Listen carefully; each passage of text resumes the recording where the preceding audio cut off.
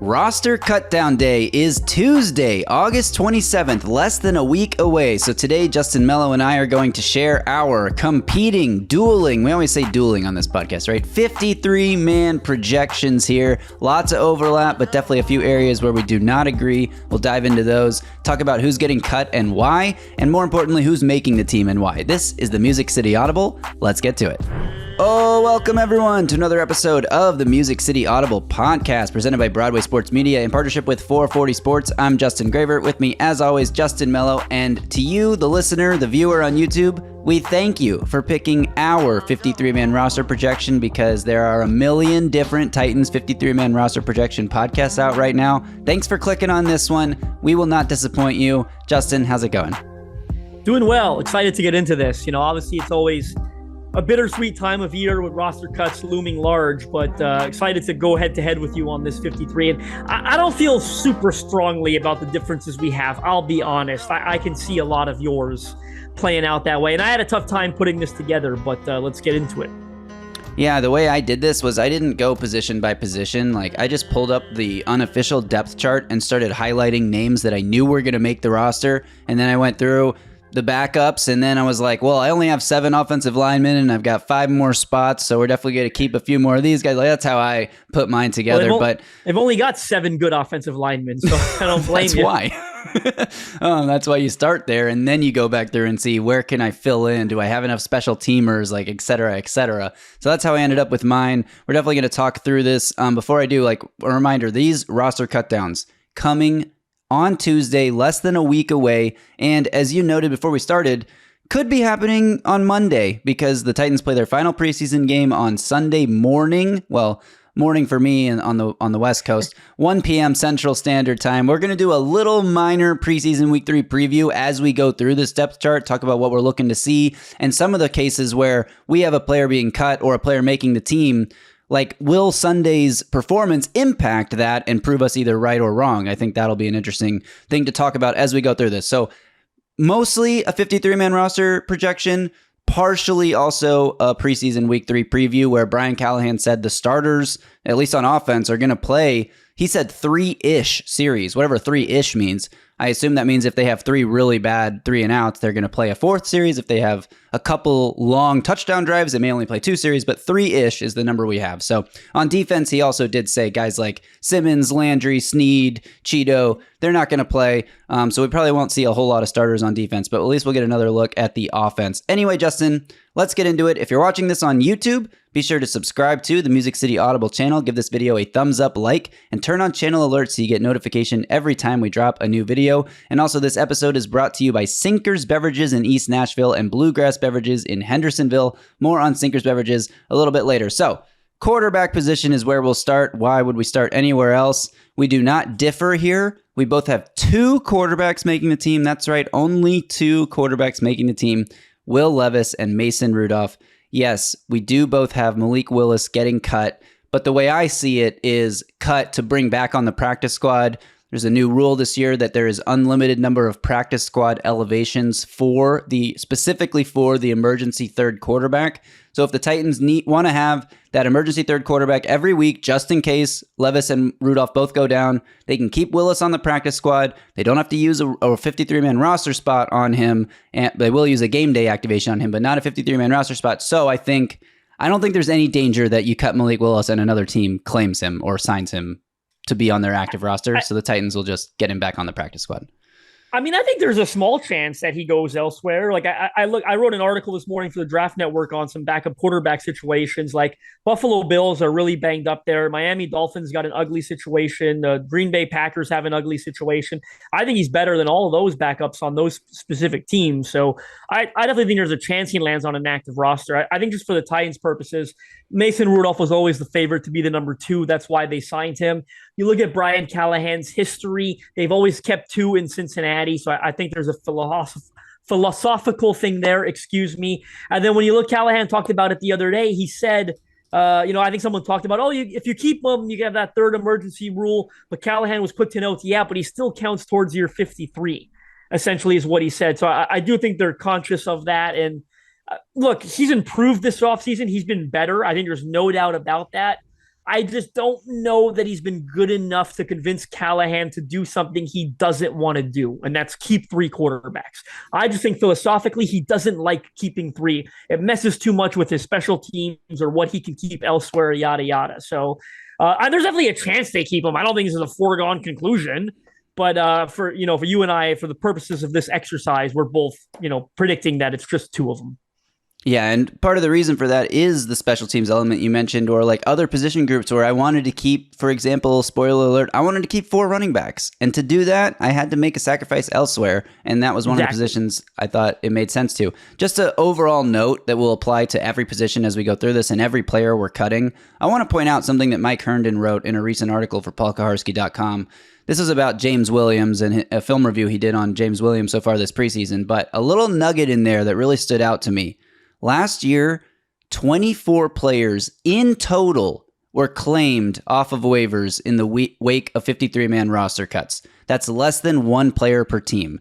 It's really not that common for a player that you're scared of getting picked up by another team to actually get claimed off waivers. Like most of these guys that get cut, if the team wants them back on the practice squad, they usually end up back on the practice squad. It's pretty rare. So is Malik Willis like in that top 24 guys or about that of players across the league who are going to get cut, even at the quarterback position or not? I don't think so. So I don't think there's much danger there. Let's move on to running backs here. I'm keeping 4. I'm keeping Tony Pollard, Tajay Spears, Julius Chestnut, Hassan Haskins. Are you in the same boat as me? I am reluctantly, but I am for now. I think as I went into this exercise thinking I'd probably only have room for 3. But as I got into the weeds of the roster, it's not that good on the back end, in all truth. And I think both these guys bring value to the team with, Chestnut being the better pure runner. And we've seen what he's done in the preseason. He's been very productive. And then Hassan Haskins, who Callahan called a special teams demon. And special teams coach Colt Anderson said he's like a linebacker on special teams. So I kept 4 again. I originally had 3. As I got into the weeds, I said, you know what? I've got room for 4. I'll be honest, though. It was reluctant. I didn't necessarily want to do it. And I'm going to make an interesting argument in a second that you probably won't agree with, and most Titans fans won't agree with. But it's kind of something that came to mind when I was doing this exercise. But yes, I'm on the same page with you for now. I've got 4. And that means I also cut Jabari Small. I don't know if you use a practice squad spot on Jabari Small. If you only keep 3 running backs, you probably keep at least 1 on the practice squad. But keeping 4 on the 53-man roster, all 4 guys can do at least serviceable work as a running back. Obviously, Tony Pollard and Tajay Spears are a cut above. That's why they are who they are and the starters that they are. And Tony Pollard got the contract he got, and Tajay Spears picked with premium draft capital. But even Julius Chestnut has proven capable as a runner. Hassan Haskins, probably not as talented as those other 3 guys, but it's not like he's a bad runner if you had to rely on him for a few carries in a pinch in a game. So that's where I'm at. But I'd love to hear what you were just teasing there. Well, you wanted to hear what I was going to say. It's about the wide receivers, actually. So I'll just lead us to the next position. Once again, you and I have the same 6. People are probably like, I'm tuning out of this. These guys always agree. We're about to get into some differences really soon. And I came very close to having a difference here. So we've got the same 6. It's the obvious ones. Calvin Ridley, DeAndre Hopkins, Tyler Boyd, Treylon Burks, Nick Westbrook-Akine, and the rookie 6th-rounder Jaquan Jackson as our 6th. I came really close to keeping a 7th here.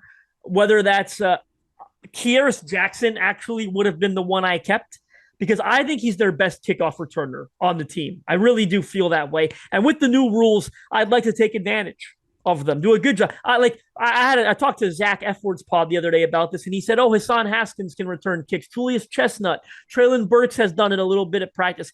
I don't have nearly the amount of confidence in those 3 guys returning kicks that I do in Kearis Jackson. He looked good at it last year in the preseason. He had one in the preseason this year in week 1 for like 45 yards, like his only one or his first one. Like, he's a good kickoff returner. The argument I was going to make that I don't think many will agree with, I came so close to keeping him over Julius Chestnut, because I think having him as a kick returner does more for you than having Julius Chestnut as an RB3 does for the offense, right? Like, I think I'm going to get more use out of my best kick returner than I am the RB3 when I've already got Tony Pollard and Tajay Spears. So I came so close. I'm not quite there yet, although I am writing a 53-man roster projection that goes live on Sunday right after the game at Titans Eyes, and I reserve the right to change my mind. Just like Callahan said about the right guard, right tackle battles, I reserve the right to change my mind. I came really close to having Karius here, or a Kyle Phillips or Mason Kinsey, but 7 receivers was close for me. Kyle Phillips still dealing with a hamstring injury. Callahan does not expect him to suit up this weekend for this game. So is Kyle Phillips' time running out? I mean, we both left him off the roster here. I think we would both assume they would try to get him back on a practice squad, obviously, but because of just, what he has, the flashes he has shown, but the injury issues are real. And right now, obviously, still dealing with another hamstring injury. Karis Jackson, by the way, dealing with a knee bruise. So he's not practicing this week. We'll see if he's ready to come back for this weekend's game, where he would presumably need to make another impression to secure his spot on this roster. If I was going to keep a 7th receiver, for me, it would have been Kyle Phillips, with some grace given for this most recent injury and why he hasn't been on the field, just because Brian Callahan said he has a good idea of who Kyle Phillips is, and he knows what he can do. And I think, in the right situation, Kyle Phillips can be a useful piece. With the right hamstring. The right hamstring is always the piece that's useful, right? No, to me, the Karis Jackson argument that you're making, I will push back, because my takeaway on this is, and Colt Anderson sort of hinted at this a little bit, they have not shown what an actual kickoff return will look like when they start scheming. I don't know how much scheming you're going to do, but when they start scheming these kick returns, here's something I expect to see week 1 from somebody, not necessarily the Titans, but somebody in the National Football League. We are not going to see every single team catch the punt or catch the kickoff with the kickoff returner, who then maintains possession of that ball the entire time and runs straight forward following his blocks, right? We're going to see some creative ass stuff coming week 1. I think we're going to see either a reverse type play, or the fake reverse, or a Music City Miracle type of return where they throw it across the other side of the field. We're going to see something crazy. Somebody's going to try something crazy. The home run throwback was the name of that play. Somebody's going to try something crazy is my point. And I think the Titans are they're doing this like a normal, what we're used to seeing kickoff return for preseason, because they don't want to they don't want to reveal whatever it is they're actually going to do. And that's why I'm not as bullish on Karis Jackson as a kickoff returner, because I think it's not just skill. It's also going to be some of this creativity. We haven't even seen Tajay Spears as a kickoff returner in the NFL. We haven't seen Jaquan Jackson as a kickoff returner. We saw him as a pretty electric punt returner. Those two guys 100% have roster spots locked up. I mean, 100% yes. Jaquan Jackson, I think so. Whereas, are you really going to carve out an extra spot and cut somebody who could help you somewhere else just for a returner? Year, though. Right? They kept Karius different last year. Staff, different coaching staff, same GM, but different coaching staff.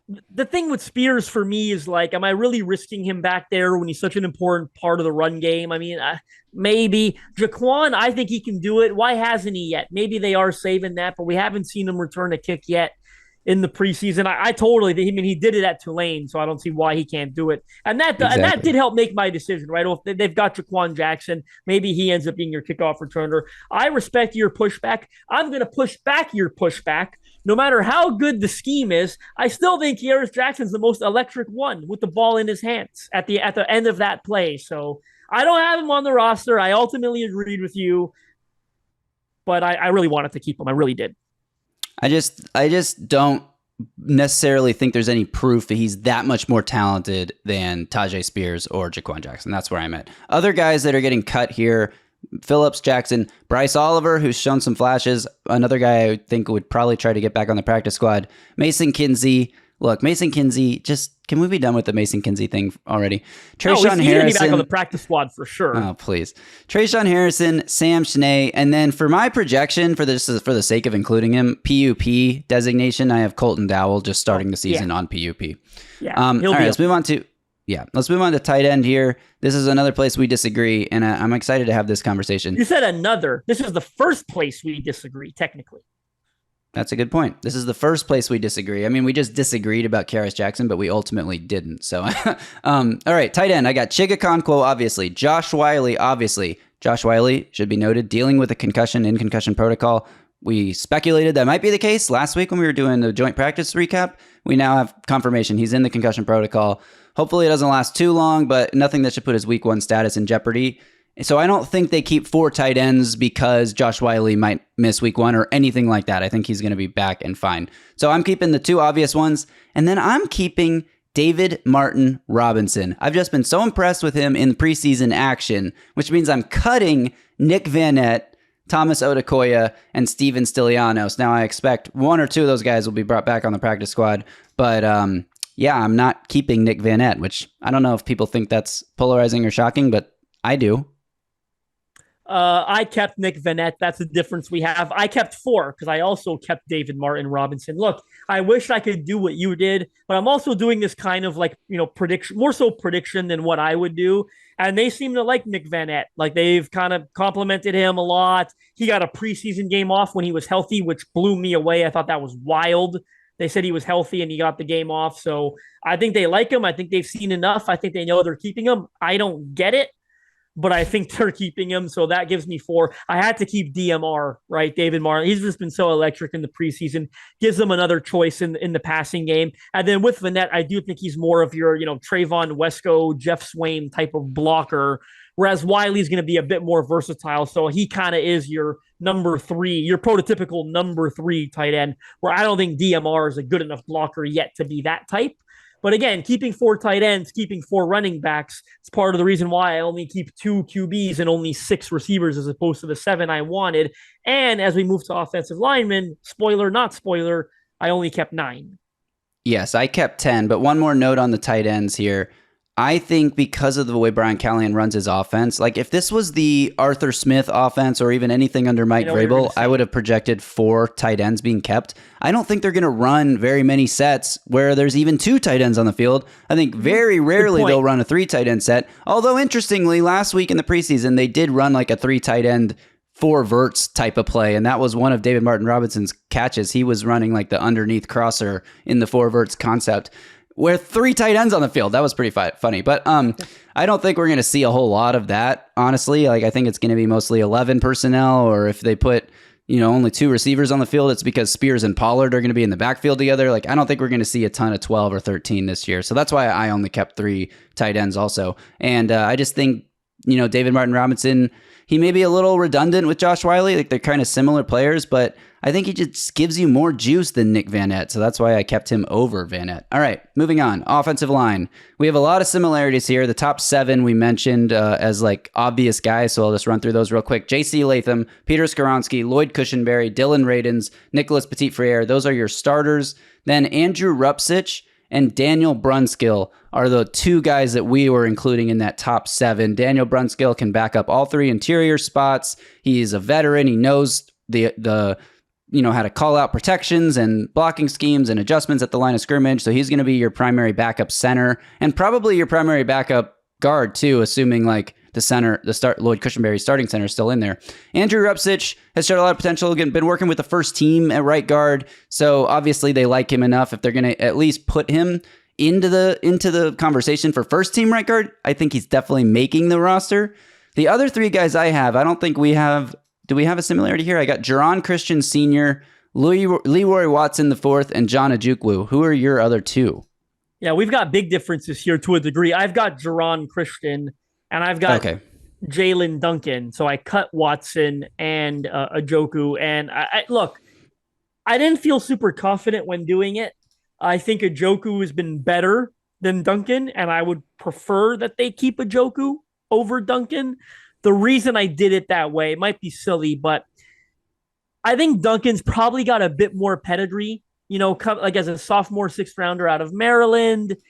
I just thought, which one am I going to have an easier time sneaking onto the practice squad? And I think that's probably Ojukwu, being a sophomore UDFA.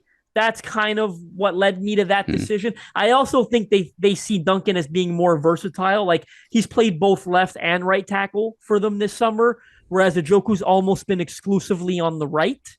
So, 50-50 toss up for me. I went with 9. Again, it allowed me to keep the 4th tight end and the 4th running back, but I wouldn't be shocked if this is 10 here. Typically teams keep 10.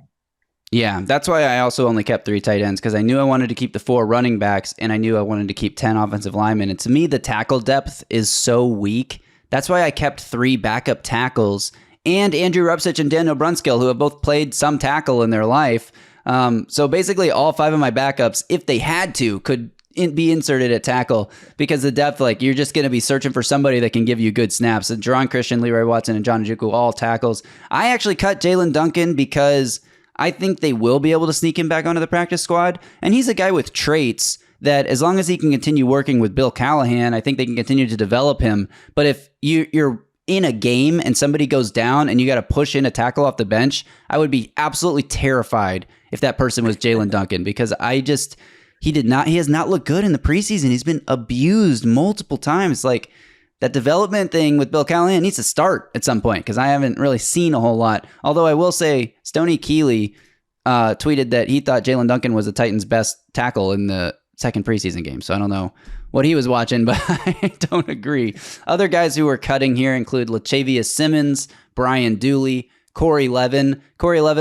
Cole Spencer are two guys that were cutting that I kind of think would be practice squad targets, at least because Corey Levin gives them a lot of flexibility inside all three backup spots on the interior, and Cole Spencer, just a guy with some potential as a UDFA that I think they'd like to probably try and develop. So that's sort of my projection there. But I also think the back end of this position could come down to Sunday. So I'm going to be pretty tuned into the fourth quarter offense of this Titans game on Sunday, this very meaningless game, just to see who's still playing at tackle. How does Jaron Christian look? Is Jalen Duncan having a better game than he's had the first 2 weeks? That's something I'm going to be watching for this weekend.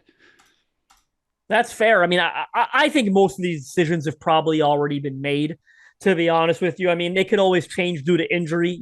They're practicing right now as we record this, and they've got a preseason game. So injuries can still change things, but I'd be surprised if a performance on Sunday really changed anything for them. That's fair. Yeah, that is fair. All right, so that's the offense. I'm keeping 25. I think we're both keeping 25 on offense because I kept only 3 tight ends, but 10 O-line. You get 4 tight ends, but 9 O-line, and we were the same at the other 3 spots. So looks like we both have 25 on offense. We'll take a quick break here from the 53-man roster projection to tell you about Sinkers Beverages in East Nashville and Bluegrass Beverages in Hendersonville. Sinkers Beverages is the premier wine, spirits, and beer store in East Nashville, serving the community since 1985. Their knowledgeable staff is proud to help you with large parties, themed events, or finding something unique for a special occasion. From birthday parties to milestone celebrations to everyday moments, Sinkers can help with the right drink for every occasion. And if you head to the sinkersbeverages.com website or check the link in this podcast description, you can join the In Crowd. In-crowd members get access to allocated wines and spirits, exclusive events, early access to barrel releases, and more.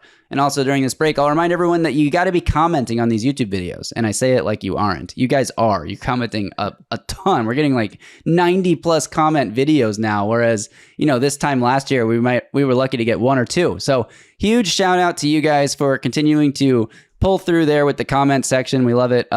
Drop some comments below on roster projections. Any surprise cuts, any surprise makes, let us know what you're thinking. We'll hop in those comments and have a discussion with you. We love building this community and talking to you guys and letting you guys talk to us. So just ask one more time for comments. Justin, any comment on the comments before we move to the defense here? My favorite one is the boosting the algo comment. When people drop that one, I think it's absolutely hilarious. They've really run with that phrase. So I love it. And we're diving in there and replying to you guys. We want to have these conversations with you, as Grave Digger said. So keep them coming and we'll keep replying. And shout out to anyone who also watches or listens to Heed the Call. We see those comments too. Appreciate you coming over to our pod here, Music City Audible. Not quite as fun, maybe, as Heed the Call. Silly. I think we have fun. We have fun, Justin. Anyway, I'll move on. All right, defense.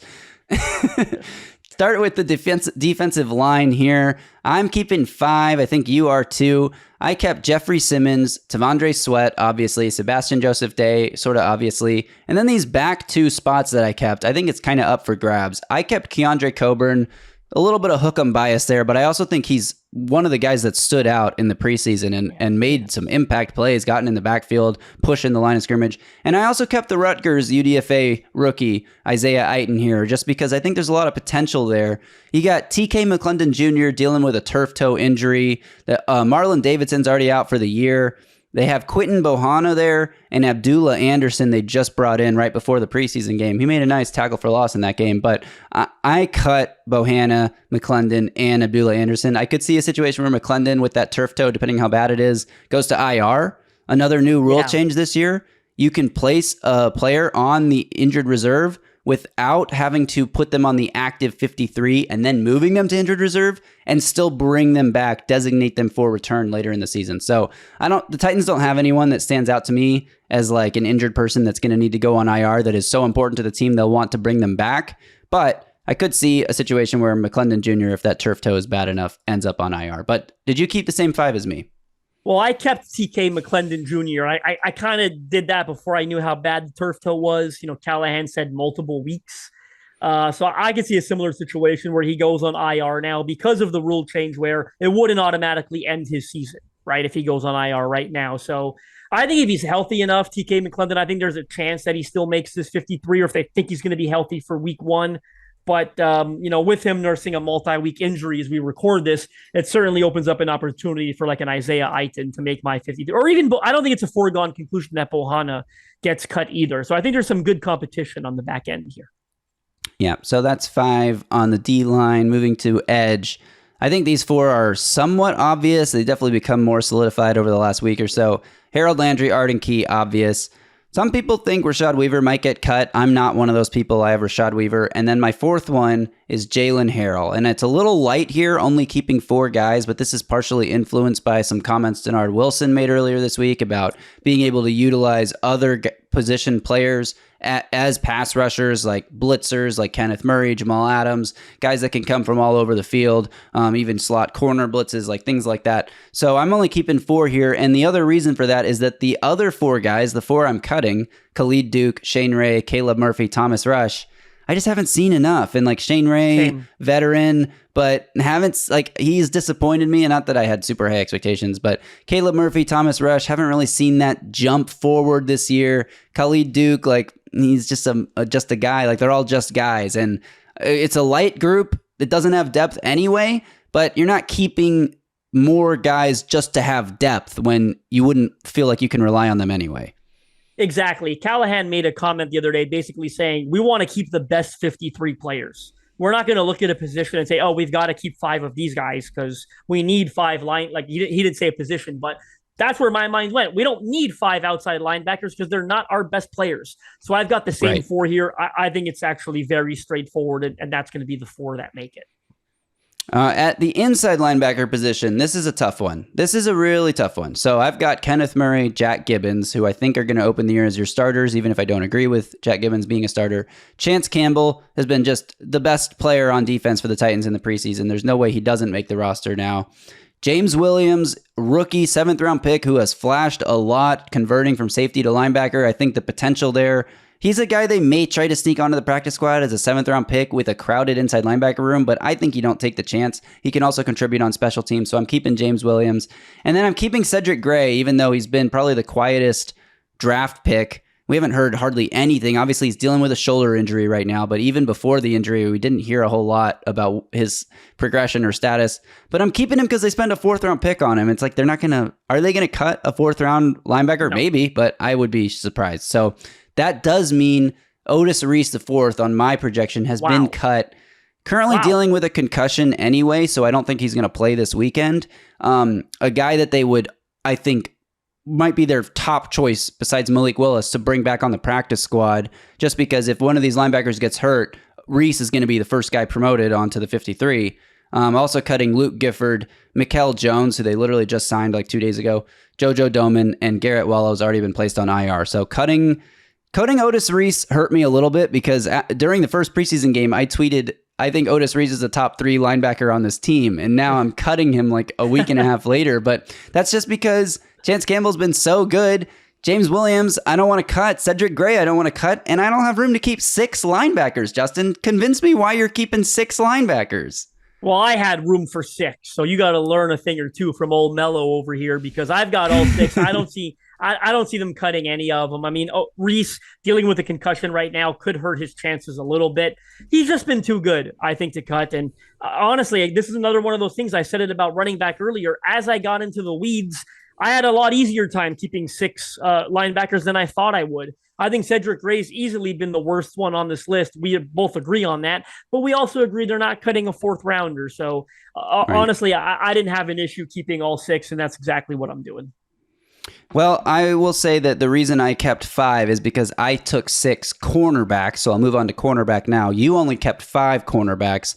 I kept L'Jarius Sneed, Chido Awuzie, Roger McCreary, Jarvis Brownlee Jr. Those all feel obvious to me. And then I'm keeping Trey Avery. I know the fan base likes to rag on Trey Avery. He's not the most he's not, he is who he is. He's a depth corner. He's a cornerback 5 or 6. That's what he is. And he's fine at that role. He can play a little bit of special teams. If you had to put somebody out there, he can, execute the scheme of the defense. He may have some catches made over his head. He may get mossed here and there because he's a little bit on the smaller side, but he competes.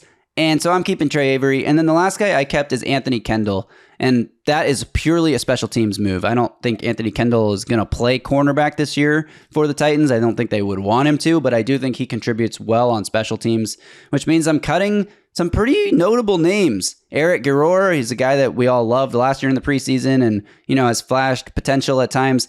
Caleb Farley, who's returning to practice on Wednesday after dealing with his own hamstring issues. The pieces aren't there. He hasn't put it together. Maybe he's a practice squad candidate. They try to keep developing him and see if he can get back to that athlete he was before all the injuries. But I cut Caleb Farley, cut Robert Javier, cut Gabe Judy Lawley, and I cut Tay Gowan. I know there's been a lot of buzz about Gabe Judy Lawley, another practice squad candidate in my mind, but I just couldn't. I had to keep who I kept, and I kept Anthony Kendall for special teams. So I think you only kept 5. I only kept 5. Trey Avery was my 5th. I didn't feel great about it. I think that's a spot they could look to churn on the waiver wire. I think it might be one of the main ones they look to churn. I kept him just slightly ahead of Gabe Judy Lawley. I don't think Gabe's quite shown enough in training camp in the preseason. He's been pretty raw out there. I came close to that 5th being Anthony Kendall for special teams purposes. I was almost right there with you. I think he's got a better chance than most people realize because of how good he was on special teams last year. Exactly. This was super close for me, but again, you went with 6, I went with 5. I had those Brian Callahan comments in my mind. Is Trey Avery or Anthony Kendall better than Otis Reese? No, not even close. So that's why I felt comfortable going with the 6 off-ball linebackers and only 5 corners. I think that 5th one, there's a lot of competition for it, but I also think it's one they can do better once they see what's out there on the waiver wire. That was a very solid point. Asking if Anthony Kendall is better than Otis Reese, making me reevaluate. But I'm sticking to my guns, at least for today. We all reserve the right to change our mind after Sunday's game. All right, last position here before we get to special teams, which is obvious. Actually, there's a discussion on special teams. So let's fly through the last safety spot here. Amani Hooker, Quandre Diggs, Jamal Adams, Elijah Molden, all obvious. I kept Matthew Jackson as a 5th because he's flashed a lot in training camp. We haven't seen a whole lot of, production in preseason games for Matthew Jackson, but he's been really good in training camp by all reports. And another guy that, they can put out there on special teams. I'm cutting Mike Brown, Keaton Ellis, Shaheem Carter. I don't think that's controversial at all. This position, with the recent additions of Quandre Diggs and Jamal Adams, is one of the stronger ones. It was the weakest position on the team, is now one of the stronger ones, and I think it's pretty cut and dry who's going to be kept and who's not. The only question mark to me is Matthew Jackson. Does he actually make it, or is that an Otis Reese spot? A guy who played safety in college. I don't think it's as cut and dry as you think because I think they will keep 5 because the injury histories with Adams and Hooker and Molden. I've also got Matthew Jackson as my 5th, so I do agree with you. He's got 3 interceptions in camp, leads the defense in camp interceptions. I don't know why they haven't played him more in the preseason. A little weird to me. He only had 2 defensive snaps in the second preseason game. I thought that was really strange. I think there's at least a chance that this is Mike Brown. I've been told they like Mike Brown a lot. So I go 60-40 Matthew Jackson over Mike Brown, but I think it's probably close. So that gives us 25 guys on defense, 25 guys on offense. That is a perfect balance, and it leaves the 3 special teamers, Nick Folk, Ryan Stonehouse, Morgan Cox. I think that is pretty much set in stone. That means Ty Zettner, the backup punter, and Braden Narveson are getting cut. Quick note on Stonehouse. Haven't seen him in the preseason yet. People are wondering how he's doing back from his injury. Brian Callahan said they want to get Stoney some kicks. So Brian Callahan said this in a funny way. It was like, hopefully we get a chance to punt a few times in this preseason game. It's like, it's a preseason game. You're going to get a chance to punt. But when has an offensive coach ever hoped that his team will have a chance to punt the ball? Thought it was funny. But they need to get him some, live reps in for Stonehouse, make sure he's ready to go for week 1. I think their conversation here is around Braden Narveson. It's like, we're talking about 24 guys get claimed. I think Braden Narveson could be one of those 24 guys. Like, absolutely. I mean, like you said on our preseason week 2 recap pod, like he hasn't been terrific in camp, but who cares, man? When the lights come on, he was 3 for 3, hit his extra point, he hit a 59-yarder and a game winner from 46. Yeah. I don't know. I kind of want to keep him, but this isn't what I would do. This is what I think will happen. If it was up to me, I might cut Nick Folk or keep 2 kickers. Am I crazy? I mean, I'm with you. I would keep Narveson, 59 yards, 46. There's a great chance he lands elsewhere, but they're not going to keep two kickers. And Callahan already told you Nick Folk's job's not in danger. So we did what the coaching staff has said is the pretty obvious move here. Yeah. All right. We did it, Justin. That'll do it for this pod. Thanks to everyone for tuning in. Again, if you're watching on YouTube, remember to subscribe to the Music City Audible. Give this video a thumbs up, like, and turn on channel alerts so you get a notification every time we drop a new video. Thanks also to Sinkers Beverages in East Nashville, Bluegrass Beverages in Hendersonville for sponsoring this pod. Remember, head to the sinkersbeverages.com website or check the link in this podcast description to join the In Crowd. In Crowd members get access to allocated wines and spirits, exclusive events, early access to barrel releases, and more. That'll do it. We will be back Sunday right after the game. We're going to hop on and record. Again, the game is at 1 p.m. Central Standard Time, so probably around 3:30, 4 o'clock, expect the emergency recap of that game pod to be posted. Appreciate all you guys for tuning in. So until Sunday, y'all stay safe out there and tighten up.